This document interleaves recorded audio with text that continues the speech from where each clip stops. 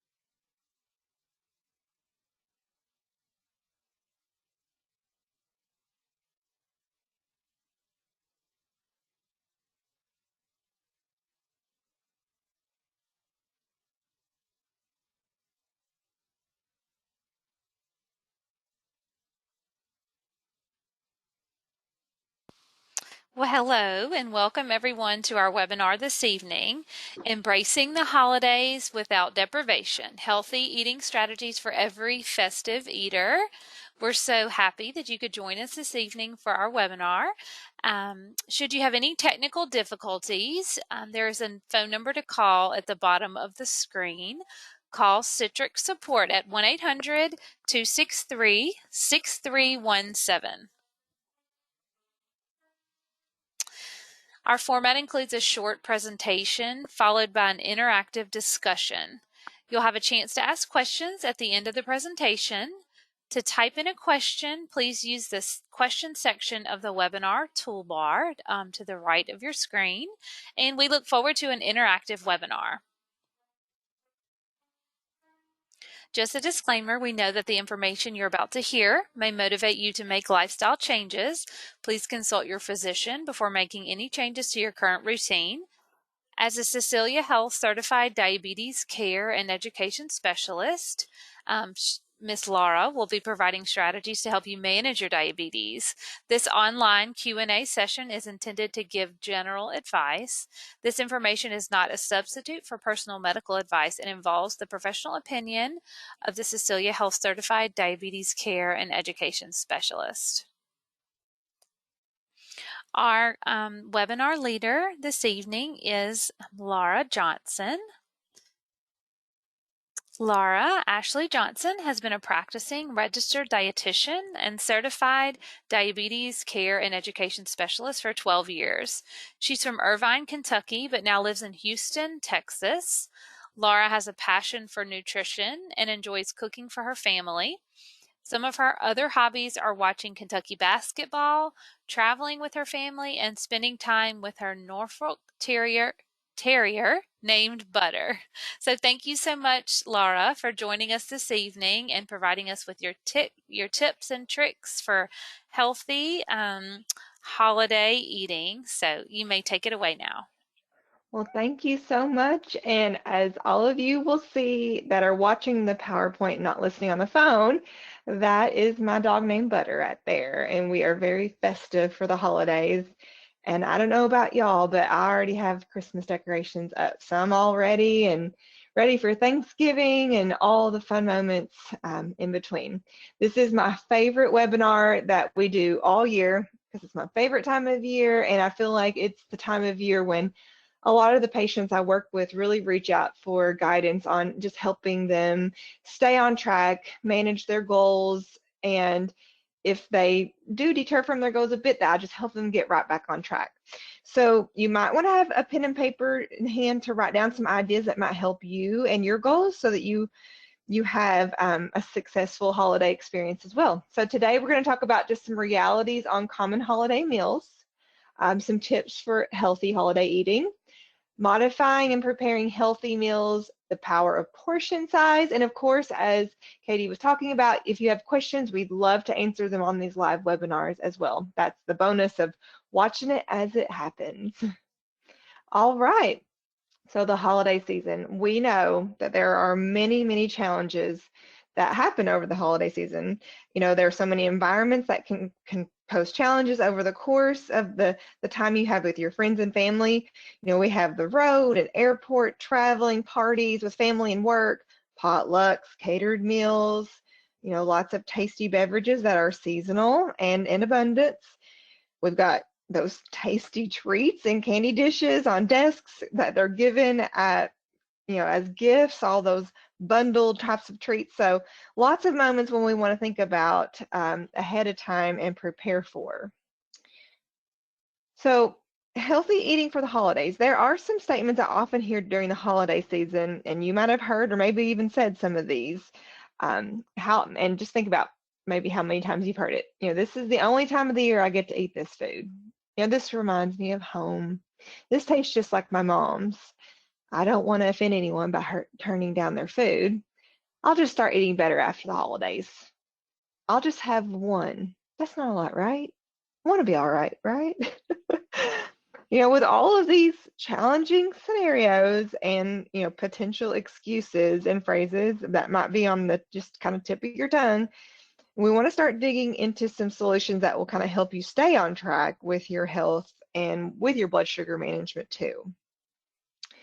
So here are some realities on holiday snacks. You know, those knickknacks here and there, I know a lot of you probably in your homes or the families that you go to, they're everywhere. They can really add up with calories and the carbs, and they can actually pack on some extra pounds too. So we have a couple examples here. Here you'll see first. So first, a peppermint. You know, one is 20 calories. You know, if you have 10 a day, that would be 200. And you might say, I don't ever have 10, but I have patients who say, no, I stick several in my pocket and I don't really probably keep count. So having 200 extra calories a day could yield a 5-pound weight gain. Switching to chocolate, you know, which here, you know, we're on the heels of Halloween, so you might actually have some of these around too. One mini Snickers is 100 calories. So 10 mini Snickers, 1,000 calories, 1,000 extra calories a day could yield up to 25 pounds a year. So again, you might say, I don't have it every day or chocolate bars every day, but if you're like my dad, there's something new every day that he says he doesn't have every day. So those calories can creep in through those drinks, extra portions, and candy dishes. I'll tell you the thing right now, those holiday beverages, whew, they can be quite a zinger of carbs and calories and fat too. So that's definitely one you got to be careful for. So how can you compensate? So let's talk about how much activity it would take to burn off these extra munchy calories. So for 200 calories of peppermint, it would take an hour of activity, perhaps an hour of walk or an hour of yard work. For the extra 1,000 from Snickers, it would take 3 hours of activity, perhaps an hour on the elliptical, an hour on weights, or an hour of yard work. So it takes a lot of effort to burn off these extra calories.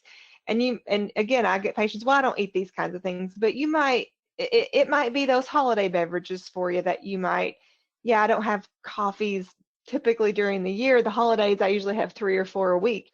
Well, just, you might want to look into how much those drinks have. If they have, you know, 300 to 400 calories and you're having 3 to 4 a week, you're going to probably start seeing a 1 to 3 pound weight gain unless you're compensating somewhere else with saving calories somewhere else.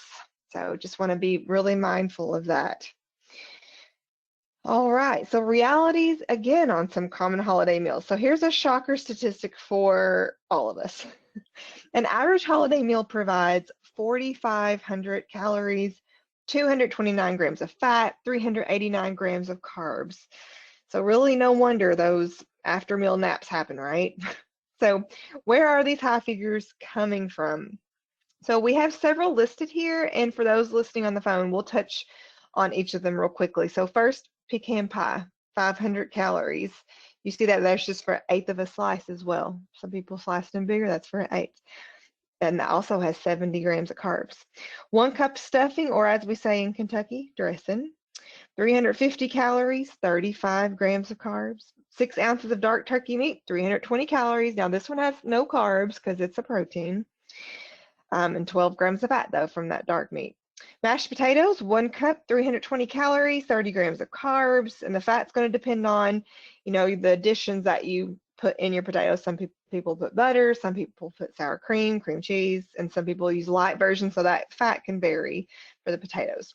Gravy, 206 calories for a 1/4 cup and 15 grams of carbs. And lastly, green bean casserole, 350 calories for 1 cup and 20 grams of carbs.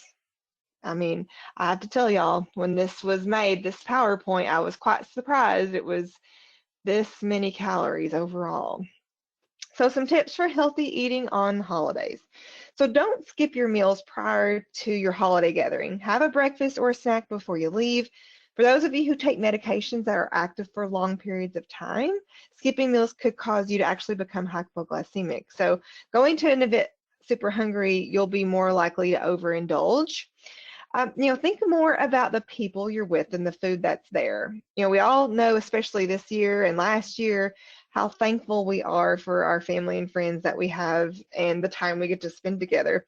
So socialize, play games, take a walk outside, make a 2021 family memory book, whatever you do, just try not to be right next to the food. It can really help you from grazing. Consider having some low carb, low calorie starters. Some low carb appetizers you may want to jot down, veggie trays with light dip, meatballs with sauce made with maybe like a sugar-free jam or low carb barbecue sauce. Salmon, smoked salmon, cucumber, cream cheese dill snacks, those are really good. Buffalo chicken dip with celery sticks. Some veggie-based soups. Remember, warm soups are very satisfying and filling, and you can make a low-carb soup pretty yummy as well that's got lots of added veggies. Cheese balls with veggies and charcuterie boards they're quite popular, but those are also one that you can include lots of good high-protein veggie, healthy fat options instead of the carb focused ones. And, also use a smaller plate to help control your portion sizes. Instead of a big dinner plate, maybe use a salad plate. Or if you're using paper plates, we know they come in lots of different sizes, so stay away from those that are really big and maybe, some are even bigger than a football. Imagine the amount of food that it would take to fit on that plate and your belly holding that food. So sometimes that can kind of put it into perspective as well. All right. Next, we got several more. Serve meals in the kitchen instead of at the table. That way you don't have the food, right there in front of you, tempting you and taunting you. Plan before you eat and limit the number of starchy foods on your plate. So check out all the portions and options you've got, across maybe the potluck option that you have with your family or friends, and then make a quick mental plan. Maybe you want a small sampling of several things or a focus of just 1 or 2 starches. So spend your calories and carbs wisely, and make sure that it's food you enjoy. If there's something there that you eat year round, maybe pass on those. Maybe it's stuffing over potatoes, or maybe it's pumpkin pie over pecan pie, or a roll over a dice of fudge. So just kind of be mindful of, this is not really special. We eat this thing all year, and focus on the things that are really special and unique for the holiday. All right, so be cautious of cranberry sauce and gravies. These can add those calories and carbs more than you think. So I'm going to give you guys a yummy cranberry sauce too. If you want to jot this down, I'll mention it step by step. So 3 cups fresh cranberries, 2 tangerines, and 1/4 to 1/3 cup of sugar substitute. So that's all the ingredients. You just remove the seeds from the tangerine. You process all of that in a food processor, and then pour those in a bowl. Then you process it with the cranberries. So you fold it together. You just sweeten it to kind of how you want it. 1/4 cup usually is enough sugar substitute for most, but maybe you want it more tart, maybe you want more sweet. You can do whichever you'd like. So just a 1/4 cup of this type has only 37 calories and 6 grams of carbs. And you can make this before your party too. So things that you can do ahead of time causes maybe you to feel less stress on the day of the holiday as well. All right, so don't be afraid to be assertive. If you're hungry, you're not hungry, just maybe say no, no thanks. I can vouch that this can be tough when you've got that sweet mama or aunt that just insists. But you could just sweetly say, I'm just so full right now that I don't think I really would enjoy it. But maybe later, I might take some home with me. Maybe take some leftover. So that usually will go by better than, nah, I don't really want it. Maybe you got to be a little bit more sweet about it, because those sweet aunts and mammals, they have the best intent behind what you wanting you to try things. And leave the table or the room with food, when you're full. It can be tough to kind of resist those tasty pinches and spoonfuls here and there. So instead, offer to clean the table, maybe wash some dishes, take a walk, go talk with some family, go play a game. You also want to make sure you do check your blood sugar throughout the day, because this can help you keep a little bit more focused and help guide your choices too. I remember having a patient last year that she said after her appetizers, she came into it in the low 200s, and she was really frustrated with herself because she wanted to focus on the meal, making her blood sugars possibly go a little bit higher, but she knows she just overdid it with her appetizer. So while I felt for her in her frustration, it also did help her make a better choice during the meal so that it didn't go even higher on her. And she brought some leftovers home that she couldn't have because her sugar started out so elevated. All right, so remember this too, leftover meals count. So either make or take the amount of food that you feel like will be consumed. That can help with limiting leftovers. Have some containers that guests and family can fill up and take things with them too. You could even look into places in your area that will take donations. I know that in my hometown, there are places that will take your leftovers or people who would like some meals. Also remember, gauge the amount of people you're going to have. I know just my husband and I, the two of us by ourselves, one turkey, it doesn't matter how much pound it is, it'll usually too big, but I know to gauge all the sides in an amount that's just going to probably yield for 2 or 3 times to eat afterwards. More than that, I'm kind of out of turkey mode. But also just think about that. Maybe the Costco size of sides aren't really what fits your mold of your family gathering. So just think about that. So there are some different recipe modifications that you can make. Put that chef's hat on. Don't feel like you have to stick to the traditional way that mom or grandma made. I know there are things that for me it's been hard to make changes with because it's just the tradition of the way we always did it. But sometimes you can really make just some slight adjustments and still, with the ingredients to make maybe lower calorie or lower carbs. And you could still get equal satisfaction from it, and maybe your family would really appreciate it as well. Sometimes if they don't know, it won't even hurt them. They won't even know the difference. So some things that we can do. We've got low-fat cheese, Greek yogurt instead of sour cream. If you're using sour cream, maybe you can use the light version.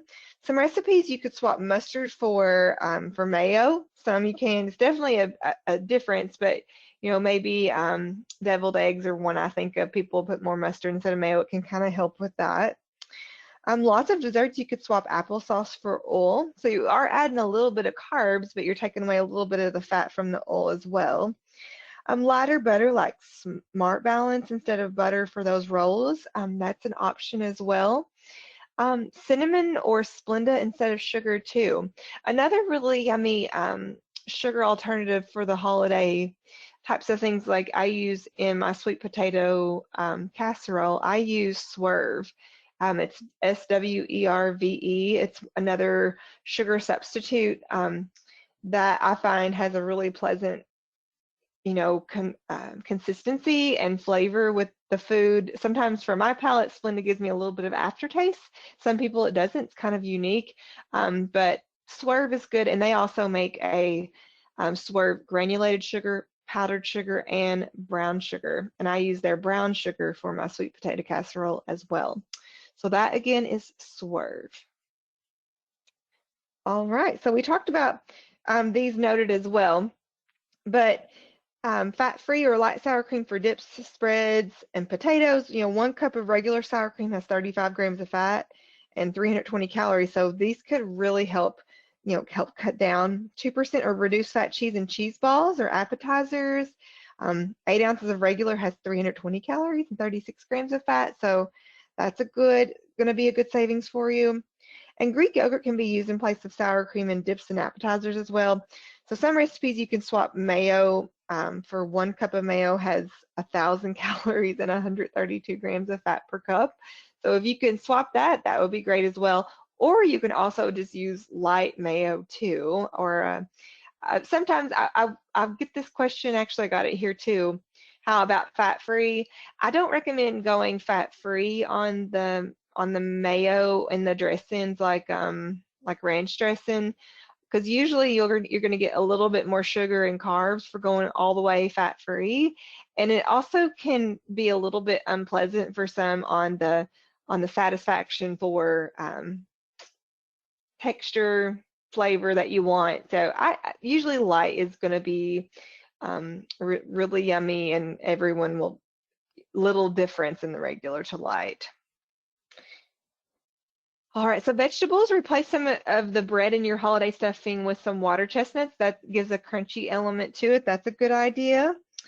Cocoa, when holiday baking recipes calls for chocolate, you could use some cocoa, for every 1 ounce of chocolate in many recipes.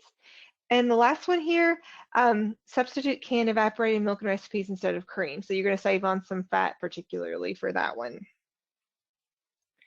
All right, and remember, portion size matters. So remember that when you dip your plate, your portion control is one of the biggest keys to success. Make your plate colorful.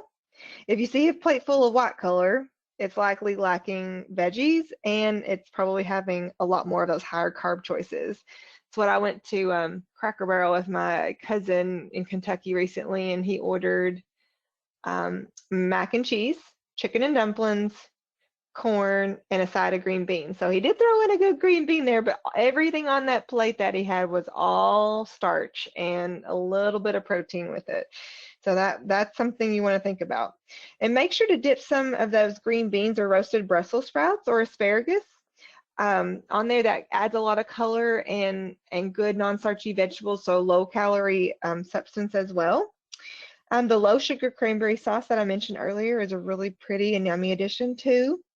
Think of the My Plate method when you're making your plate. So this is the diabetic friendly portion plate over here.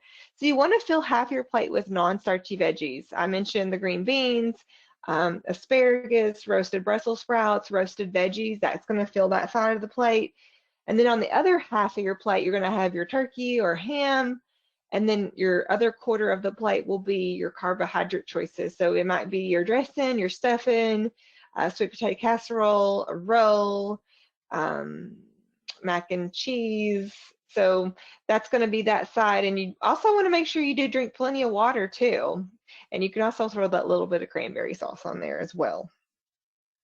All right. Positive reinforcement really, really does work. Don't beat yourself up if you overindulge. Just get back on track the next meal.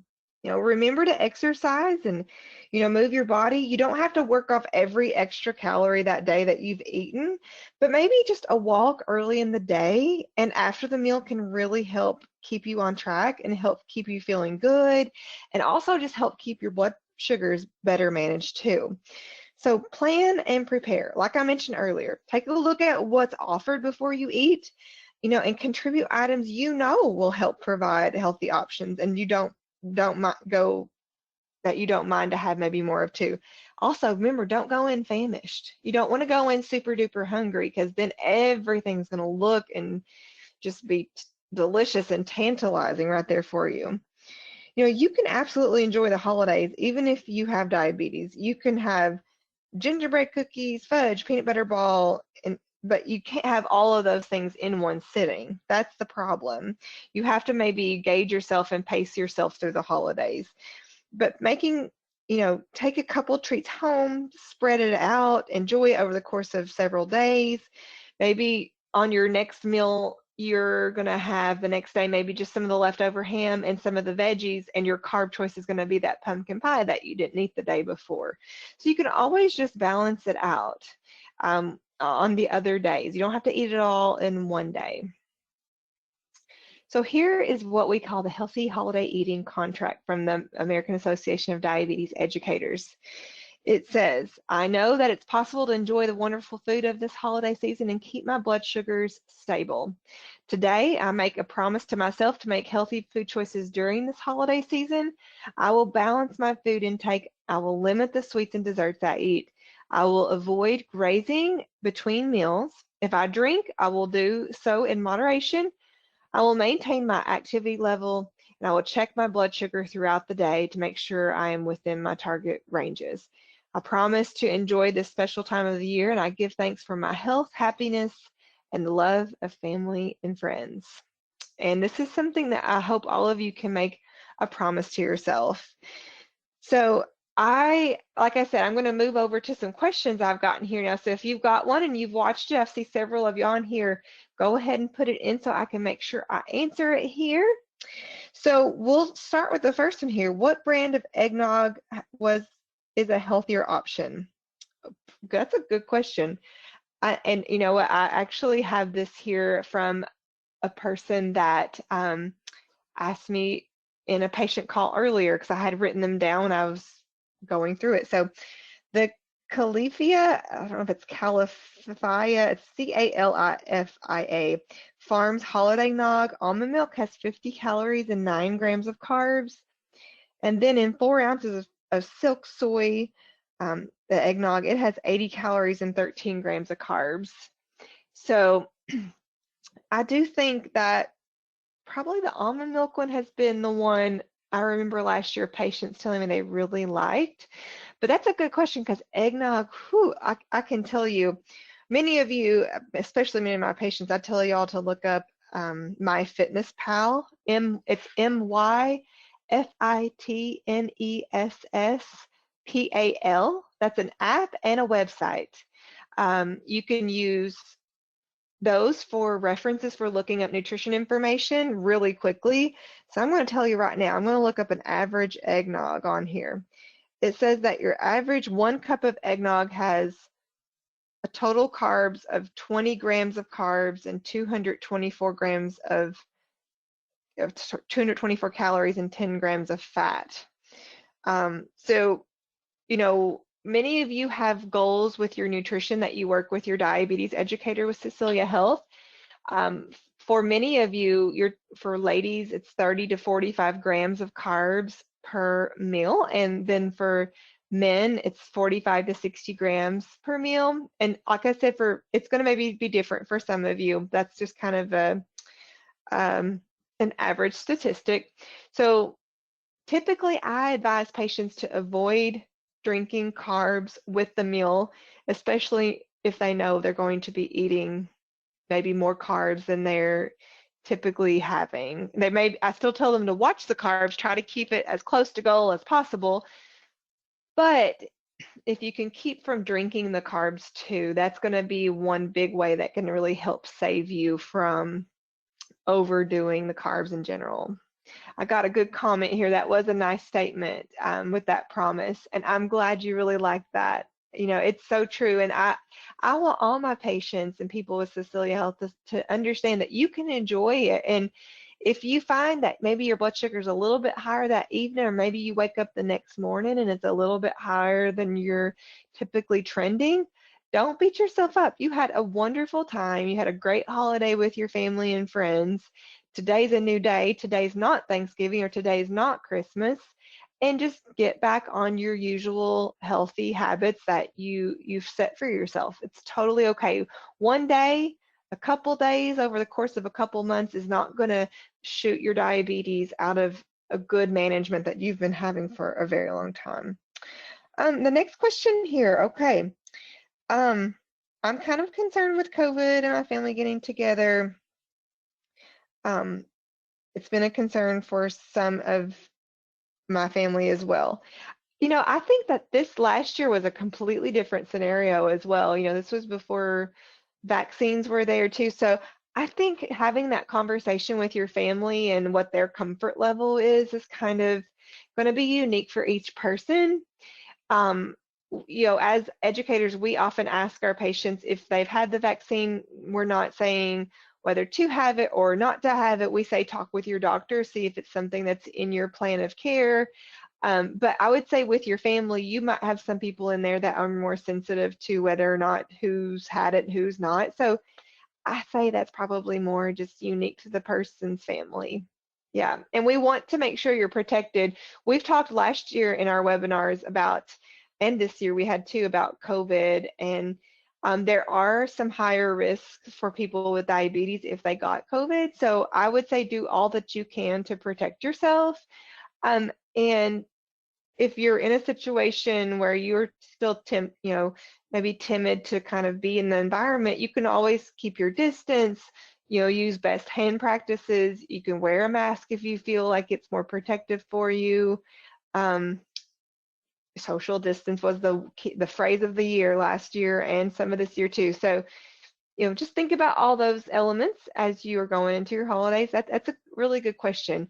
The next one here too is just what are some low carb things that you can suggest for bringing to a party?